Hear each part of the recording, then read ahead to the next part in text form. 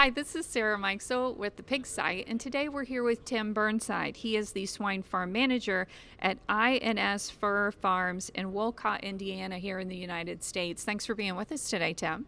Thanks for having me. Very good. And today, as folks can see, we're at the Star Vet Service conference, their pork industry conference here in Muncie, Indiana.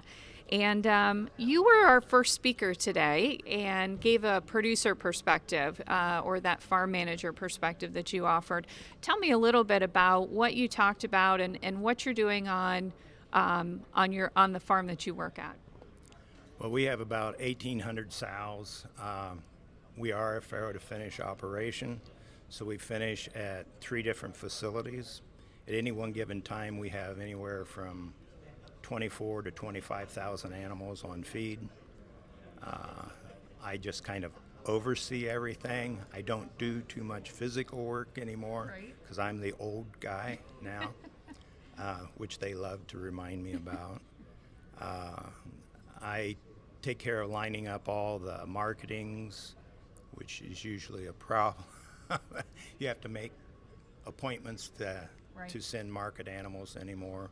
We sell 5 days a week, sometimes 6 loads a week, 7 loads a week, most generally 5 loads a week. We raise our own breeding stock on the farm. I really like that concept. I think it's helped our productivity quite a bit. It's my forte, I guess, the sow farm in itself. We have a lot of people at the farm. I have 11 other people besides myself that I'm in charge of. I say that loosely. Most of them are my children's age, which are in their mid-40s. My daughters don't want to hear that. But they're my family. Truthfully, they are. Our productivity is fairly high. We push close to 30 pigs per sow per year all the time. Our sow death rate is very, very, very low because everybody pays attention to what they're doing. I've got one gentleman that's almost 20 years working with me at the farm. I have several, 16, 13 years. I like continuity. I think that lends a lot to our productivity. I don't want to have the revolving door aspect, so if I think I'm gaining a chip on my shoulder, I knock it off because I can be a jerk if I would allow it. I don't want to be a jerk. I want them to know that I care about them, what's going on in their life, so that they respond to me in return. So we're kind of like a big family. And I would say the fact that you've had people for the length of time that you've had is a testament to that. I think so. The only aspect I do notice anymore is instead of having conversation at noon in the lunchroom, we all sit there looking at our phones. I kind of miss the camaraderie when we were all razzing each other. I still do that a lot. Most people, after they get to know me, get used to telling me to be quiet. But I do like to tease and harass people. My wife says I do it too much, but I think it helps develop a community aspect with the workforce as well. And like I said, I like my guys. They're like my kids, other than the ones that are too old to be my kids. And you talked a little bit about an E. coli outbreak, Tim, and how did you guys tackle that as a team?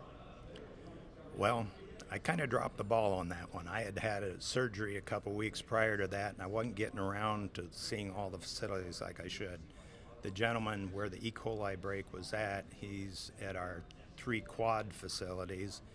He's about 21 years of age. He doesn't have a lot of experience under his belt, very dedicated. But I had failed to relate to him. If all of a sudden you start to see a high death rate, get hold of me right away. Right. So I felt really bad that he didn't have that train of thought in his head to get hold of me right away. So it kind of got ahead of us. So I kind of thought I knew what was going on, but I wanted to make sure, so I got hold of our veterinarian staff over at swine healthcare facilities at Peru, Indiana, and they sent out Dr. Lorenz Aaron, who I'd met before. I didn't even know he was working for them, though, because he had gone through Purdue University, had actually been out to our farm as a student. He's just a new graduate and just Yeah, hired and for them. and so when I saw him, and of course I had to harass him too, but he came through and he said it looks pretty much like an E. coli outbreak. So we discussed what options to do and all that. Right. So we started treatment right away. We had already started treatment, but the problem of it was it had already had a few days a head start. So we lost quite a few pigs, right? And I've never had that issue before like that. So it was a new one. But like I said, I kind of dropped the ball, and I don't blame Jonathan's, the young fellow's name down there, because then he's, I want to build him up. Right. Because I need him. He's my arms. He's my eyes on what's going on. But I kind of let him know that I dropped the ball on that. Well, and sometimes you hate to have dead baby piglets, right? But these are learning experiences, right? You haven't been through that with all of your experience, right? And you both learned from it, I would think. Right. That's everybody. Everybody can learn from everybody, and everybody can learn from experiences.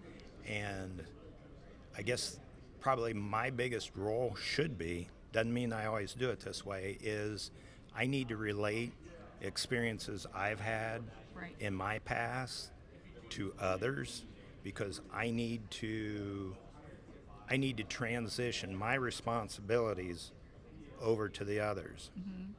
I'm 66 years old. I'm not going to be around forever. Right. And I need them to be able to step up and say, okay, this is what we need to do, because we've seen this before. It's been related to us before. I don't want them second guessing, say, I think this is what Tim did. Right. Right. So I need to have more of the mindset that I need to train these folks to take over everything I do, not just the aspects they are doing now. It's a good perspective and a good mindset that's not easy for managers sometimes to really take on, that idea of it's my responsibility for them to know everything I know, right? Correct. I want them to know more than I know. Because there's a lot of times Tim feels very inadequate at what he's doing, but I need, actually the farm is transitioning with the ownership, because my boss, he's 14 years older than I am, so he's right at 80 years of age. So he's transitioning it over to his 3 daughters and their husbands, and it's hard for him. I see how it's hard for him. So, okay, I've been managing sow units since 1978. So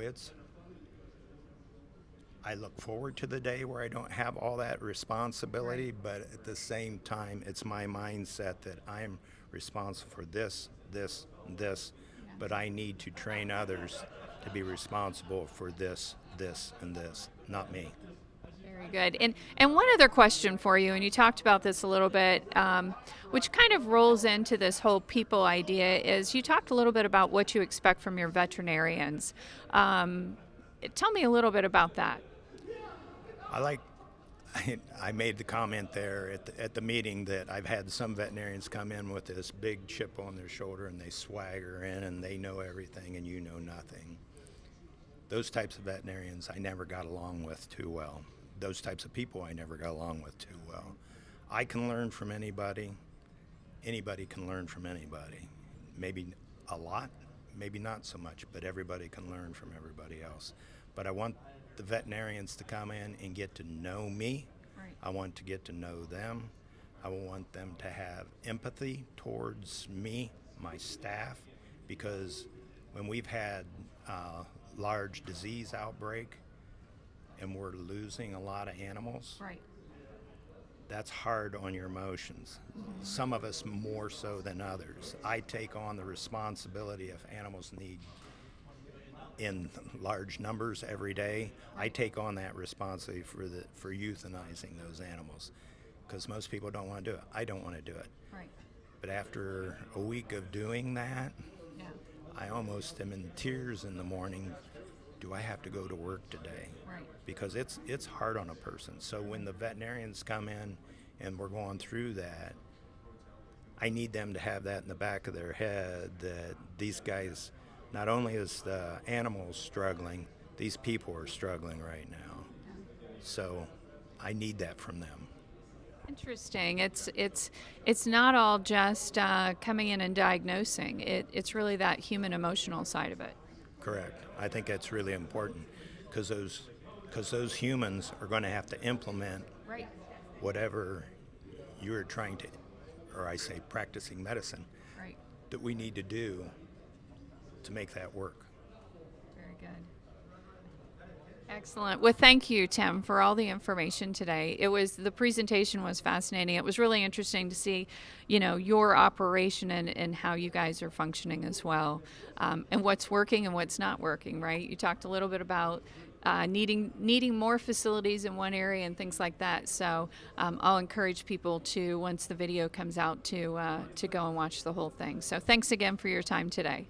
Well, thank you for having me, and it was a lot easier doing this one-on-one instead of a whole crowd out there for me to stare at. The big audience, right? Thank you. This is Sarah Mikesell with the Pig Site.